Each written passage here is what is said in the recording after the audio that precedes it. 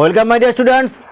আজ আমি দশম শ্রেণীর 15 অধ্যায়ের বৃত্তের স্পর্শক সংক্রান্ত উপাদ্যের 15.2 কোষে দেখি 15.2 এর আজকে অঙ্কগুলো সলভ করব।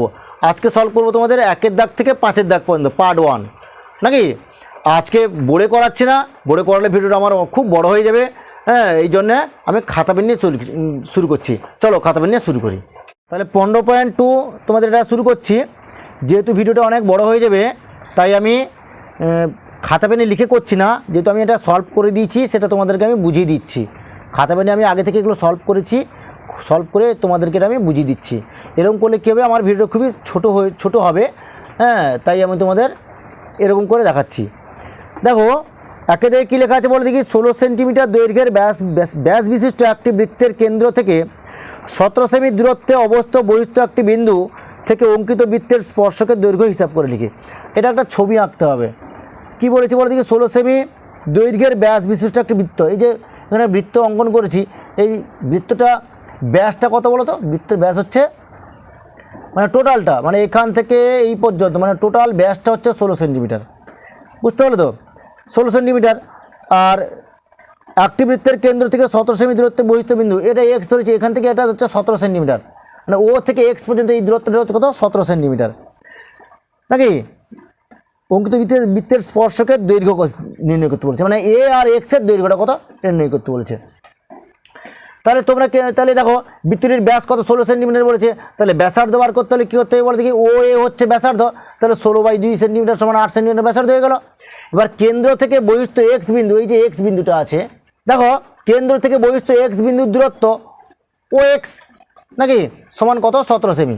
বুঝতে পারলো তো? তাহলে ও এক্সটা কত হচ্ছে? তাহলে 17 সেন্টিমিটার। আবার ত্রিভুজ, দেখো এটা একটা ত্রিভুজ হয়ে গেছে, এটা একটা নাকি ত্রিভুজ ও এ এক্স। তাহলে ও এ এক্স এটা একটা সমকোণী ত্রিভুজ, যার অতিভুজ ও এক্স। তাহলে অতিভুজটা কী হচ্ছে? ও এক্স। মানে আমরা যদি খাতাটাকে এরকম করে ধরে রাখি, তাহলে এটা যদি সমকোণী ত্রিভুজ হয়, এটা যদি 90 ডিগ্রি কোণ হয়, এটা যদি 90 ডিগ্রি কোণ হয়, তাহলে এটা লম্ব হয়ে যাচ্ছে, এটা ভূমি হয়ে যাচ্ছে, এটা তাহলে অতিভুজ হয়ে যাচ্ছে। বুঝতে পারো? ওই জন্য অতিভুজ কী বললাম? ও আর এক্স। বোঝা গেছে? এবার কি বলেছে দেখো, অতিভুজ ও এক্স এবং সমকোণ সংলগ্ন বাহু দুটি যথাক্রমে ও এ ও এক্স। তাহলে আমরা জানি লম্ব স্কোয়ার ইকুয়াল টু অতিভুজ স্কোয়ার সমান অতিভুজ স্কোয়ার মাইনাস ভূমি স্কোয়ার নাকি। লম্ব ইকুয়াল টু রুট ওভার অতিভুজ স্কোয়ার প্লাস ভূমি স্কোয়ার। আর অতএব এ এক্স মানে কি? লম্ব। ওই যে লম্বটাকে আমি এ এক্স এখানে লিখে নিয়েছি, আর এটা যে যার মান বসিয়ে দিচ্ছি। অতিভুজ মানে কোনটা বলে দেখি? ও এক্স স্কোয়ার মাইনাস ভূমি স্কোয়ার মানে ও এ স্কোয়ার নাকি। এবার যে যার মান বসিয়ে দিচ্ছি। এবার এ এক্সের মান হচ্ছে কত? 17 স্কোয়ার নাকি মাইনাস 8 স্কোয়ার রুট ওভার দেওয়া আছে তার উপরে। আর 17কে 17 দিয়ে গুণ করলে কত হচ্ছে বলো দেখি? 289। আর 8কে 8 দিয়ে গুণ করলে 64 হয়ে যাচ্ছে, মাইনাস দিয়ে দিলাম। এবার রুট ওভার কত হচ্ছে? 225, আর 225কে বর্গমূল করলে হয় 15 সেন্টিমিটার নাকি। তোমরা এরকম লিখবে, অতএব নির্ণয় বৃত্তের স্পর্শকের দৈর্ঘ্য 15 সেন্টিমিটার। এরপর আমি নেক্সট অঙ্ক চলে যাচ্ছি। 2 দিকে কী আছে দেখো, 2 দিয়ে লেখা আছে একটি বৃত্তের উপর অবস্থিত পি ও কিউ বিন্দু দুটিতে অঙ্কিত স্পর্শক দুটি এ বিন্দুতে ছেদ করেছে। কোণ P A Q equal to 60 degree হলে কোণ এপি কিউ এর মান কত? কি বলেছে বলো দেখি, আমি একটু বলে দিই, তোমাদের বুঝিয়ে দিচ্ছি। কি বলছে, একটি বৃত্ত নাকি, বৃত্তের উপর অবস্থিত পি কিউ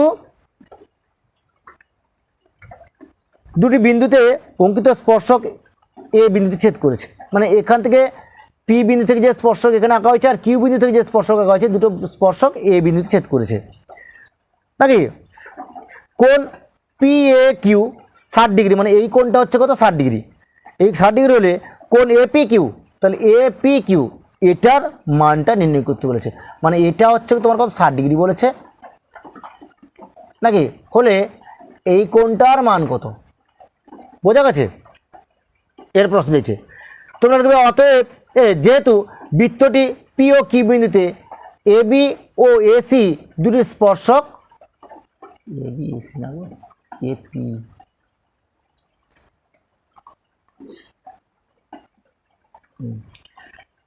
যেহেতু বৃত্তটি পি ও কিউ বিন্দুতে এপি ও এ কিউ দুটি স্পর্শক অবস্থিত, অতএব AP equal to A Q.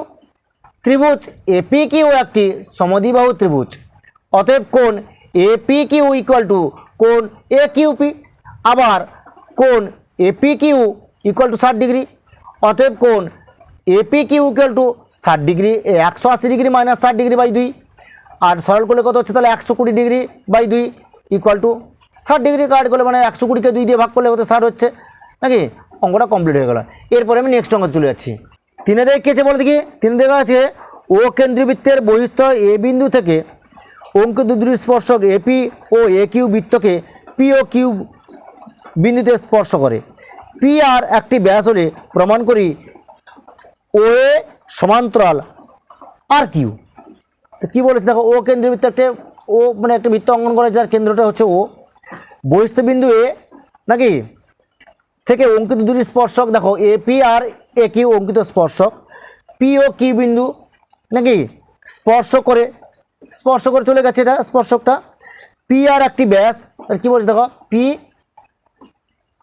P R মানে এখান থেকে এত পর্যন্ত পি আর একটি ব্যাস হলে, এটা যদি একটা ব্যাস হয় নাকি, তাহলে প্রমাণ করি ও এ মানে কোনটা বলি দেখি যে ও এ নাকি সমান্তরাল আর কিউ, কোনটা বলে দেখি আর কিউ। তাহলে বলেছে কি যদি ও এ সমান্তরাল আর কিউ, এটা আমাকে প্রমাণ করে দেখাতে হবে। এবার তোমরা কী লিখবে, লিখবে অঙ্কন ও পি ও কিউ এবং পি কিউ যুক্ত করা হলো।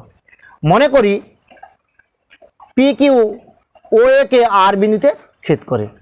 এবার তোমরা কী লিখবে প্রমাণ ও কেন্দ্রবৃত্তের পি ও কিউ বিন্দুতে যথাক্রমে পি এ ও কিউ এ দুটি স্পর্শক, অতএব P A equal to Q A এবং কোণ A O P equal to কোণ এ ও কিউ, অতএব ত্রিভুজ পি ও আর ও ত্রিভুজ কিউ ও আর এর O P equal to O Q একই বৃত্তের ব্যাসার্ধ।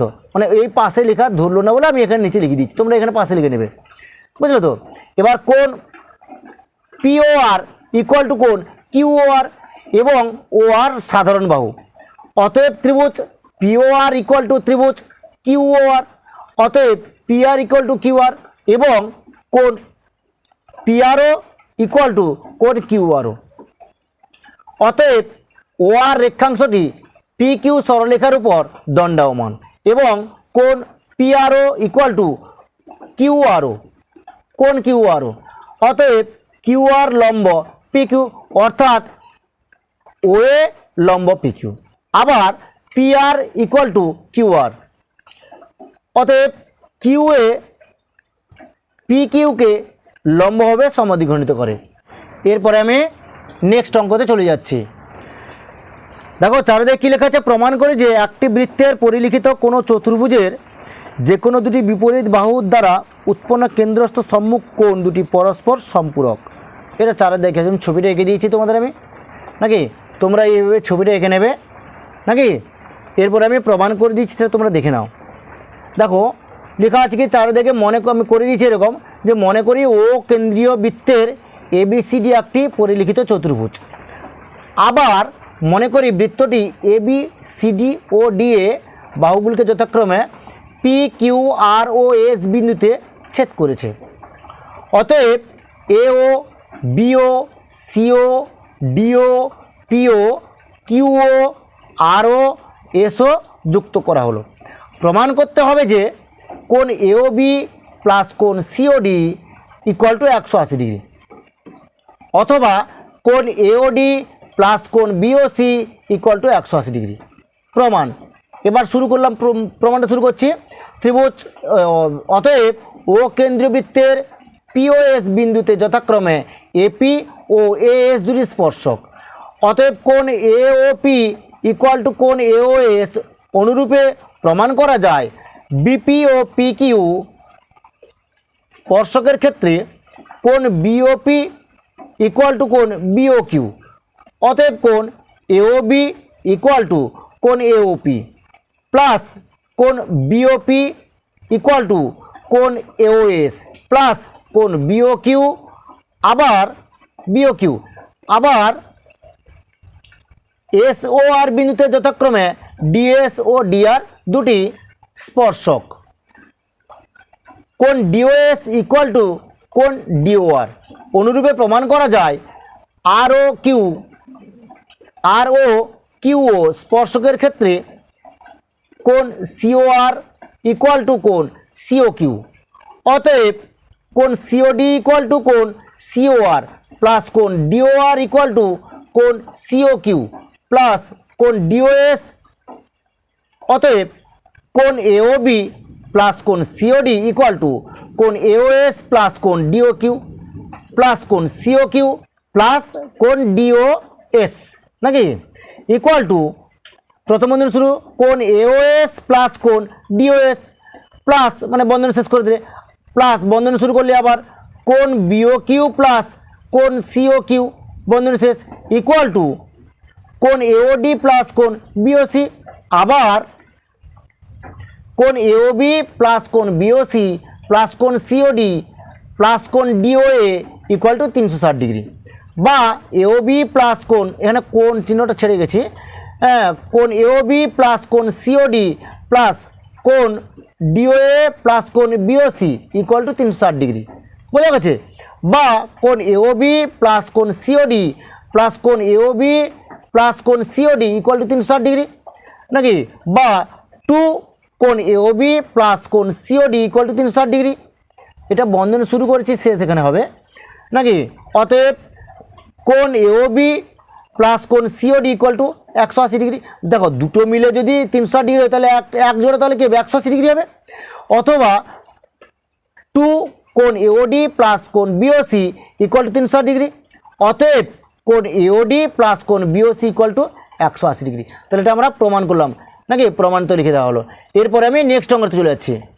দেখো 5 কী লেখা আছে প্রমাণ করি যে বৃত্তের পরিলিখিত সামান্তরিক একমাত্রই রম্বস। এটা প্রমাণ করে দেখাতে হবে নাকি এটা একটা রম্বস আমি অঙ্কন করে দিচ্ছি নাকি এবার বৃত্তের একটি পরিলিখিত সামান্তরিক আঁকা তো হয়েছে ভিতরে একটা বৃত্ত আঁকা হয়েছে নাকি এরকম তোমরা ছবিটা এঁকে নেবে দেখেছো। তাহলে এবার দেখো মনে করি ও কেন্দ্রীয় বৃত্তের এবিসিডি একটি পরিলিখিত সামান্তরিক এবং বৃত্তটি সামান্তরিককে যথাক্রমে পি কিউ আর ও এস বিন্দুতে ছেদ করে।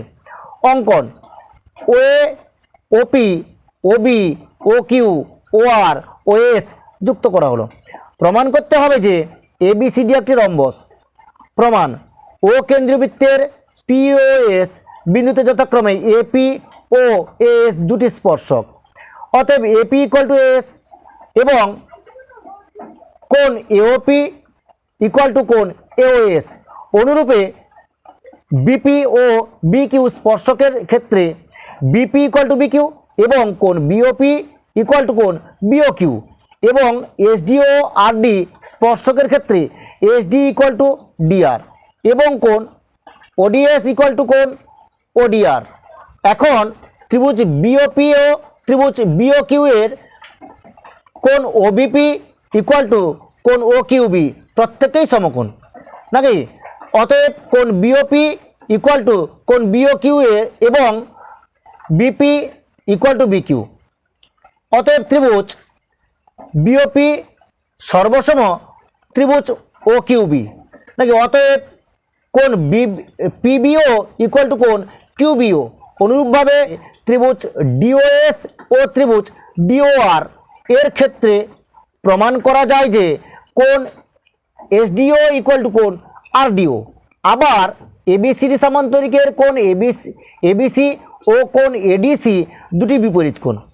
অতএব কোণ এবিসি ইকুয়াল টু কোণ এডিসি অতএব কোণ পিবিও ইকুয়াল টু কোণ আরডিও। এখন ত্রিভুজ বিওপি ও ত্রিভুজ আরওডি এর কোণ বিপিও ইকুয়াল টু কোণ ডিআরও কোণ পিবিও ইকুয়াল টু কোণ আরডিও এবং ওপি ইকুয়াল টু ওআর। অতএব ত্রিভুজ পিওবি ইকুয়াল টু ত্রিভুজ আরওডি অতএব পিবি ইকুয়াল টু ডিআর অতএব পিবি ইকুয়াল টু এসডি। এখন AP equal to PB equal to S plus SD নাকি অর্থাৎ এবি ইকুয়াল টু এডি। অতএব AB equal to BC equal to CD equal to DA নাকি যেহেতু ABCD সামান্তরিকের প্রত্যেকটি বাহুই মানে প্রত্যেক বাহুই সমান অতএব এবিসিডি একটি সামান্তরিক একটি রম্বস প্রমাণিত মানে সামান্তরিকের একটি রম্বস প্রমাণিত। বুঝলে তো তোমরা এরকম করবে। মোটামুটি আজকে আমি 5 দাগ পর্যন্ত সলভ করলাম নাকি। আজকে এই পর্যন্ত, নেক্সট ভিডিওতে দেখা হবে।